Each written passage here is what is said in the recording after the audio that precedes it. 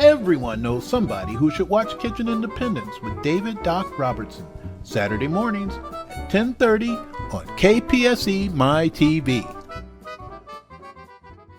It's your diet-free day, so what will you have?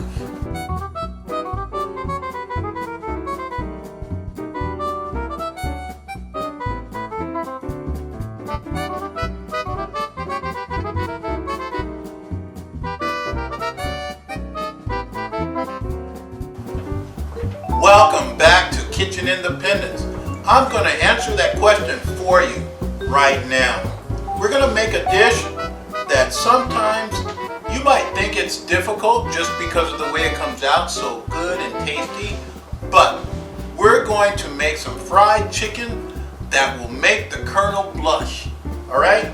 And what can you have to go with fried chicken? Some good old nice and tangy potato salad. Alright, so I think I'm going to start with the potato salad, and that's for two reasons. One is that when I'm done with it, it can sit for a while.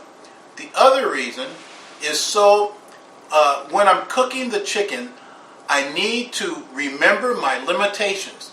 And they're telling me right now that I cannot do both at the same time. Safety comes first, no matter what, when you're in the kitchen. So you have to be aware of that. I have to be aware of that. Alrighty? So let's get started. I'm going to start with the potato salad. And I boiled this potato. It's a nice big russet potato. I boiled it for about 30 to 40 minutes just to soften it up a little bit. Not too soft, because we're not making mashed potatoes. I really don't like mashed potatoes. But we're not making mashed potatoes. We're making a nice tangy potato salad. Now, I peeled this one half just by using my spatula. I'm going to show you how easy the peels come off. Just like that. Now I just bring it back this way.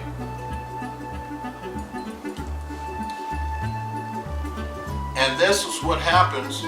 This is from boiling the potato. It softens up the skin and it makes it easy. Now, I know that Bobby Flay probably would have had that done a lot quicker, but I have to remember I'm not Bobby Flay.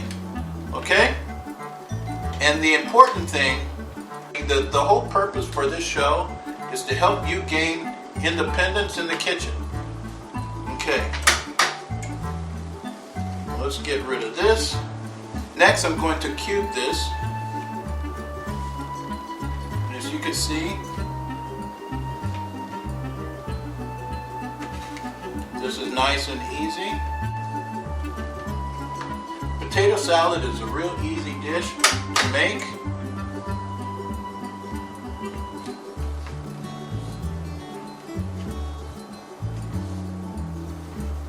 And then we turn the dish the other way. And this is coming out. So you can see how much one russet potato actually makes. Okay.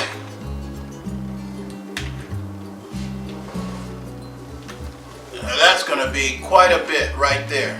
So I have the potatoes done. Next, I'm going to dice a little bit of onions here. Just a little bit. Because I don't want it to dominate the flavor. Okay. Here we go. As you can see, I'm using this chopping block again. I guess I'm a little bit used to it. We can always try new things and then go back to what we're used to.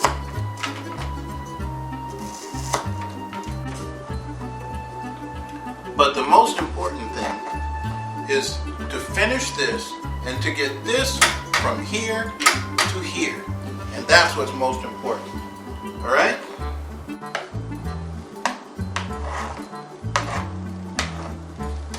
Alrighty. We just dump these right in there.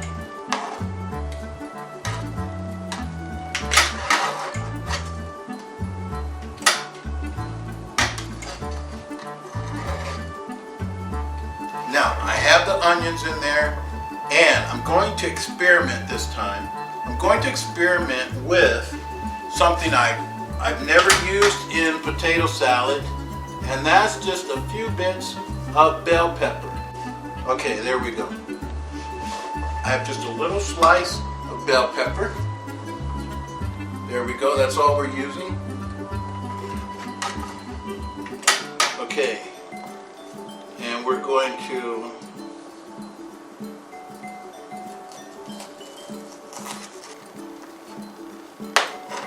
chop that in half one way, or slice it.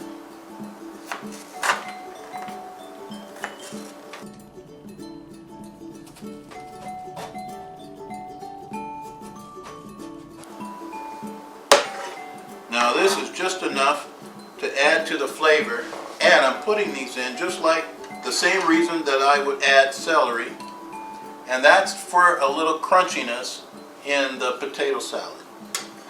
Okay?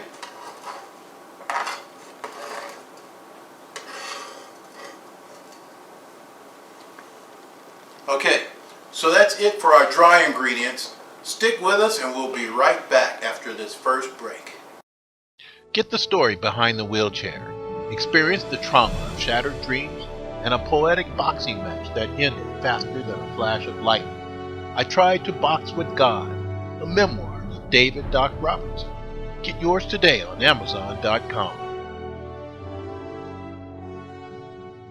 Is it brunch or is it dinner? Everybody's seen at least one cooking show, but Kitchen Independence is unique. David Doc Robertson at one time couldn't move a muscle. Hi, welcome to Kitchen Independence. After 9 years of determined hard work, he now tools around the Viejo Studios kitchen to explore the limits of his capabilities so that others can see their own. These are cheaper than white pieces, okay? I didn't just say that, did I? As he says, independence results in peace of mind no matter how long it takes. See what's on the menu every Saturday morning at 10:30 right here on KPSE My TV. Welcome back. While you were away, I took the liberty of adding the wet ingredients to the potato salad. At first, I started with mustard. Then, I added a little relish. Both of those mix really well and make a nice tangy flavor. Then I added a sweet mayonnaise, and that should go just right with the entire salad. Now I just start to mix everything in here together. I didn't measure the amount of ingredients I put in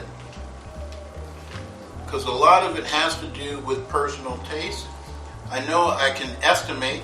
I put about 1/4 of a cup of mustard, and then about 1/4 of a cup of relish, and then about 1/3 of a cup of mayonnaise. And as you can see, this is starting to mix in quite well. I'm going to give it a little try. Oh wow. That's coming out really nice. You can taste the tanginess of the mustard mixing in with the mayo and the relish. What I'm going to do is put this aside and finish stirring it while the chicken is frying. Okay, so we're going to start with the chicken, and as you can see, I'm using dark meat pieces, legs and thighs, and this is part of the back that came off of this thigh right here. I buy chicken in chicken quarters. That way you can get a whole big bag for a small amount at the store. All right? So, another thing is that these are cheaper than white pieces, okay? I didn't just say that, did I? Anyway, let's move on. So we're going to start with simple seasonings. And before I do that, I'm going to turn the fire on. And as you can see right here, I'm using a smaller version of my frying pan, the one that I normally use. But it has the same kind of handle, a handle that's nice and easy for me to pick up if I need to. And I'm using a smaller size so I can save the amount of oil that I use. And it's big enough for these 3 pieces of chicken to go inside. All right? Okay, so we're going to turn that on low so that by the time I finish seasoning the chicken, it will be ready to go in. Okay. They used to say that they want you to wash the chicken off before you season it. But now it's not necessary, because as you're cooking chicken, you have to get it up to 165 degrees. That way you cook off all the bacteria. The only reason I could see why you might want to wash off the chicken or rinse it off is so that your seasonings will stick. But I have another way of doing that. What I do, and I think I showed you this before, with frozen burgers, what I do is I just put on a few drops of olive oil right there, and I just rub it on that piece. I should have done them all at once. There you go, and a little bit right there. And you can see that. Oh, the skin is moving around. Here we go. And I just rub that on, and then I add simple seasonings. This may not look as sophisticated as the Colonel, but if he tasted this, he would blush. Okay? Just a little bit of pepper, salt, and then I added seasoning salt, which has paprika. So we have the seasoning done, and now for the part that I hate, the flour, because then I really have to get my hands dirty with the flour. And you can't be chintzy with this. You get it on there, and you shake off the excess. Okay? If you have excess on there, and you want to put them in at the same time.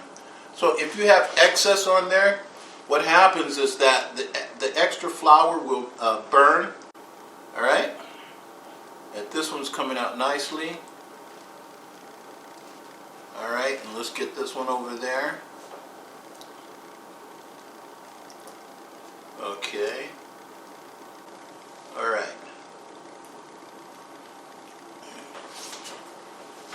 I think that's about ready, but before I put that in there, I'm going to turn the fire up just a little bit more to make sure it is really hot.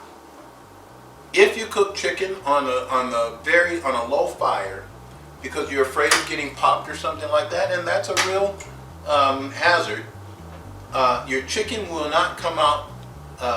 It won't come out right. That's what I'm trying to say.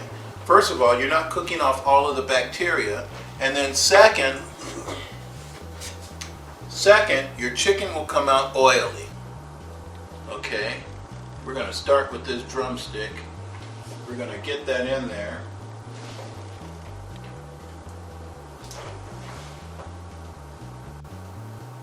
Okay, I guess I didn't have it up high enough. Let me turn this up a little more. Okay, I can hear it sizzling now. And then we're going to put this thigh in here. Uh-oh, the skin came off. So I'm going to season this just a little bit.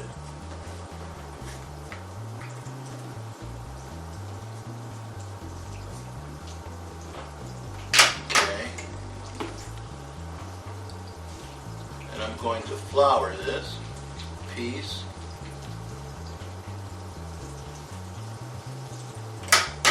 There we go. Just turn that over like that.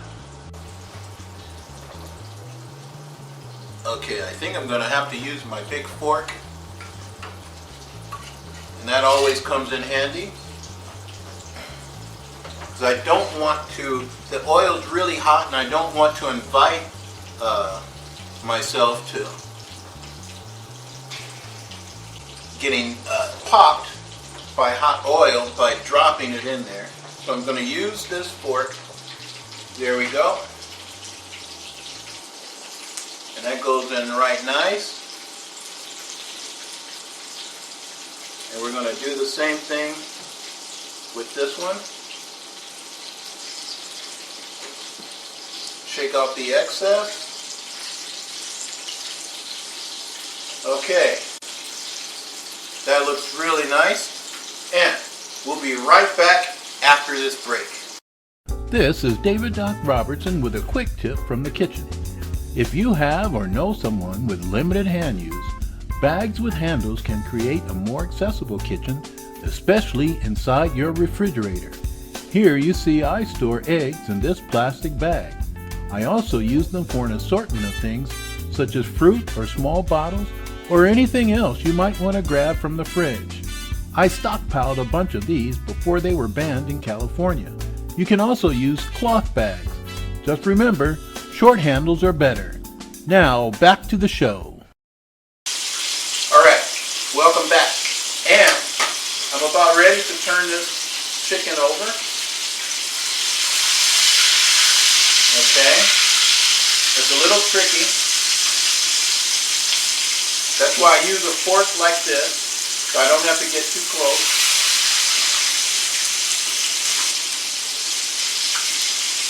Just take your time, turn it over. And, I don't know if you can see that, it is nice and golden brown.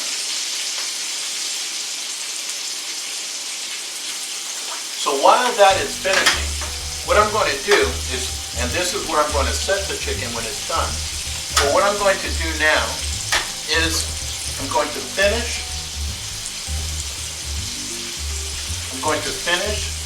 stirring the potato salad. As they say on the other shows, I'm going to incorporate everything in and make sure that it is folded well. Oh, forget all the fancy talk. I'm just going to stir this up. Alright? I'm stirring up the potato salad to make sure that everything is balanced and mixed in together. Now, like I said, this is a diet-free day. And I'm not going to go into the nutritional values of fried chicken because it's one of those decadent dishes that you really want to save for that diet-free day. Now, I bet you did not know that fried chicken was first mentioned about 2,000 years ago in ancient Rome, about 4th century Rome. And that looks really good. Let's give it another try. Ooh, baby.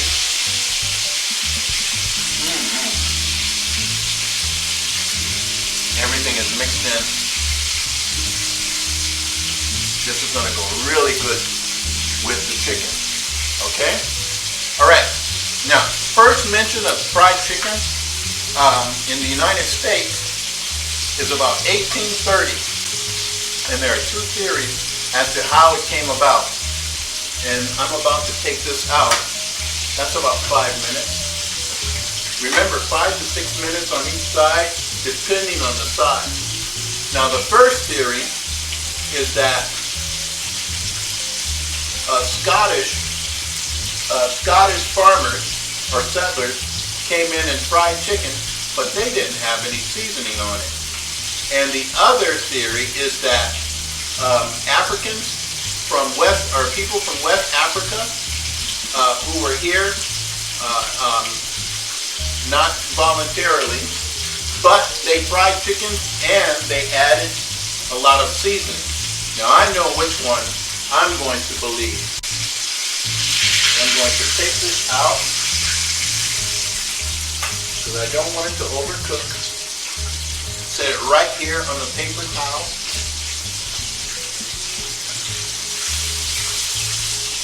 So that the oil can drain off. Boy, that looks good.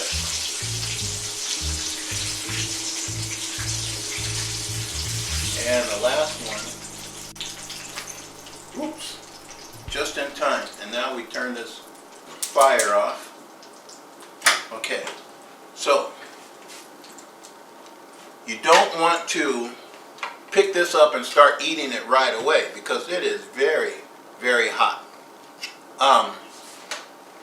While we're waiting for it to cool off, I want to give a shout out to you veterans. I want to thank you guys for watching the show, and thank you for your services and everything that you do for the citizens of this country and for the rest of the world. I also want to give a shout out to my murder mystery, Murder and the Cop Next Door. It's available as an ebook or in paperback on Amazon.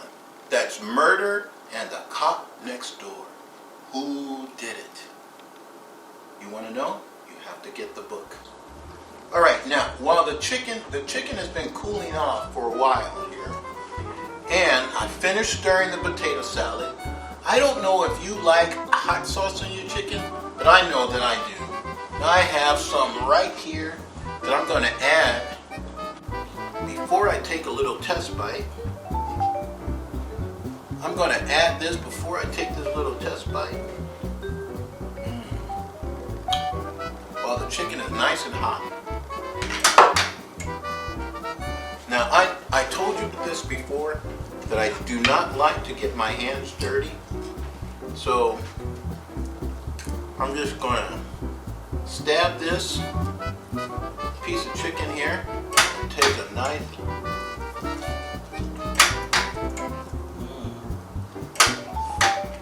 Wow, that's good. You can tell that the olive oil made the seasoning stick, and everything is cooked into the meat as well. This is going to go really nice with the potato salad. I guarantee it. Okay, I want to thank you guys for watching, for sharing 30 minutes of your time with me and the crew here at Viejo Productions to watch Kitchen Independence. Until next time, I'm still David Doc Robertson.